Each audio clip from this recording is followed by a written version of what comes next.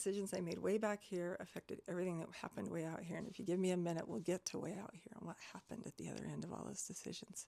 And one of those was to, and the one that's driving this, is to help other people know that you're not alone. You can heal. Spiritual healing's fabulous. There's all kinds of ways to heal. And to help us help each other a little better and be a little kinder.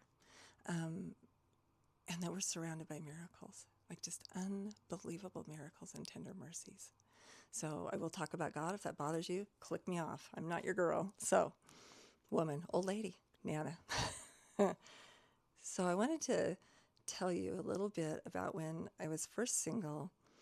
And, you know, when you get divorced, everybody has an opinion, right? So I was getting a little beat up by all of the opinions and all the places that I lived in the world. And my ex definitely had an opinion, lots to say. So did the family, so did his friends. And have you ever had moments when people have said something to you and you bit your tongue and then you go home and you say, I should have said this, I should have said that. Or you get in the shower and you repeat the conversation, but you say what you wish you would have said to them, you know? I don't do that anymore now, I just say it. But I, at the time when I was probably about 28, I was renting a little house, going to school, working, 5 little kids, and newly single.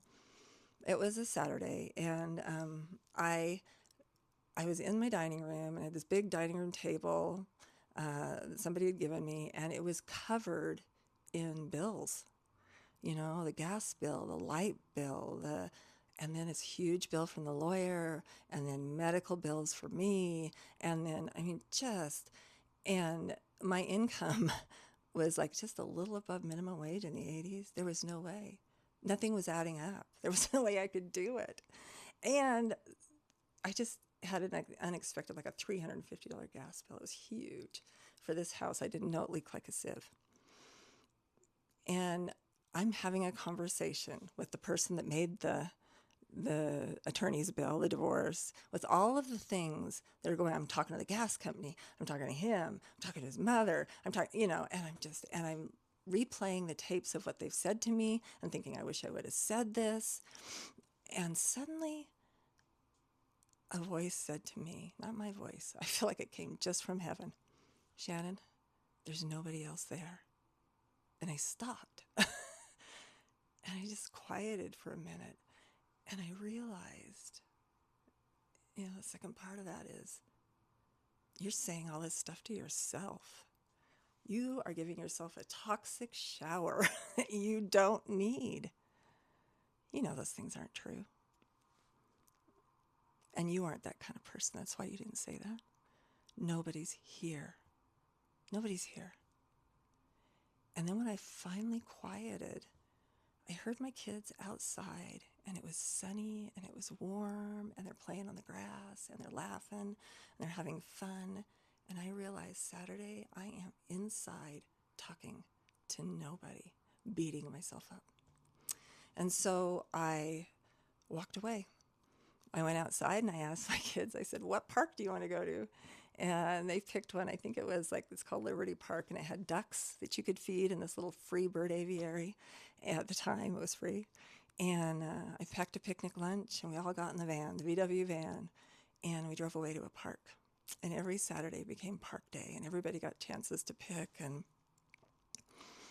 in hindsight, some of those were our happiest days and memories, really, just time together. Going up to Pineview Lake with a giant air mattress, putting a bunch of kids in diapers and life jackets on it, and floating around in the swimming hole. You know, those are good days, good memories. I walked away from the table. If I had been giving other people free rent in my head, not only that, I'd taken like the ugly messages and I was sending them deeper and deeper and deeper into my soul. You don't need to hang on to that stuff. You don't. I will never forget one day praying, because these were hard times for me. People were very judgmental, and having this distinct impression. I was thinking about the woman in the scriptures that was, they call her taken in adultery. What does that mean? Like for me, with my knowledge, after all these years of working as a advocate for people who have experienced interpersonal and sexual violence, for all I know, she was sent out, forced out. Women had no power at that point in time. We don't know how she got there, but they were going to stone her for adultery. And the Savior was there, and she begged for help. And I didn't know this at the time, but he stops and he kneels down and he starts writing in the sand. I'm thinking about this story, and then I have this experience. It was a message from my Savior. It's like Shannon, once again, it's my name. Shannon, nobody knows your story but me. I'm the only one. And that was it for me. He was the only one, and is the only one that really knows all the good, bad, different, ugly things that are happening to me, through me, around me, that I'm doing, the mistakes I make.